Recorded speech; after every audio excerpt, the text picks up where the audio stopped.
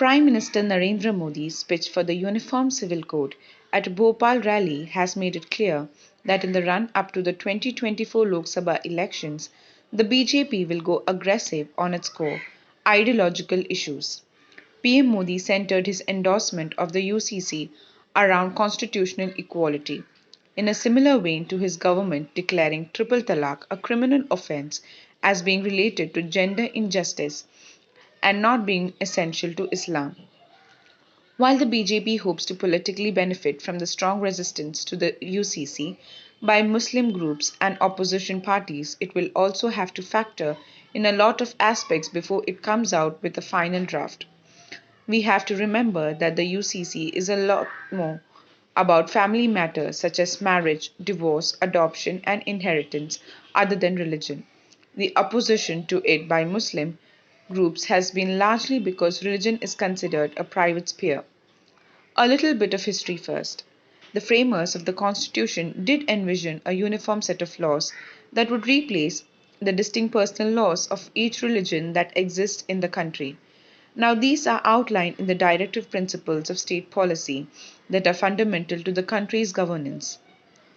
After the Shah Bano case in 1985, the Supreme Court in multiple instances has expressed hope that the Parliament will enact the Uniform Civil Code to foster national integration and remove conflict of personal laws with the CRPC or other laws.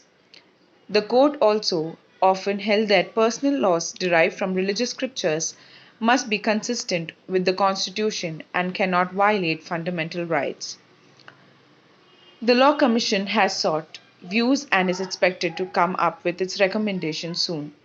This happened 8 months after the Centre told the Supreme Court that the Constitution obligated the state to have a UCC for its citizens, saying that people of different religions and denominations following different property and matrimonial laws was not good for the nation's unity.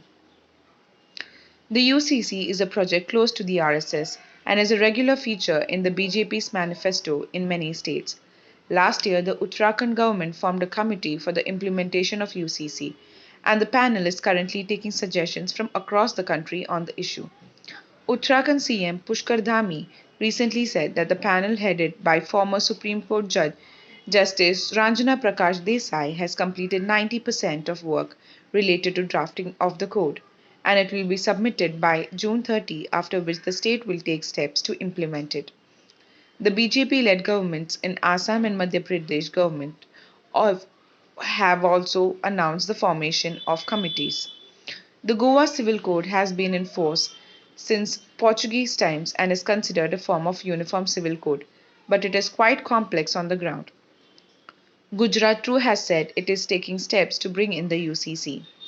Having a central law will only strengthen the laws in the state, officials said, citing instances from other matters such as laws banning religious conversions or cow slaughter, where there are state-specific legislations too, apart from nationwide laws. Centre is pushing for a uniform civil code that will be applicable to all Indians irrespective of religion, gender or caste, but there are many challenges. How will one set of laws replace many existing personal laws that govern marriage, inheritance, adoption, and divorces that vary from religion and sometimes even by religion? With these areas being taken up separately, and will some aspects of the personal laws be accommodated, or will there be a new set of laws completely?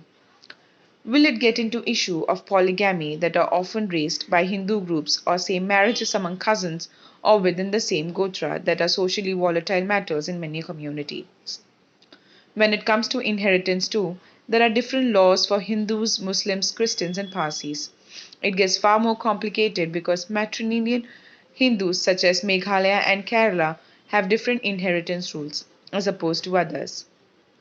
While the Muslim personal law doesn't give equal rights to women when it comes to inheritance, there is also no uniformity on the inheritance of agricultural land by women, even in Hindu communities. There have been many attempts to make the laws gender equal, at least in Hindus and Christians, but the complexity of it still exists.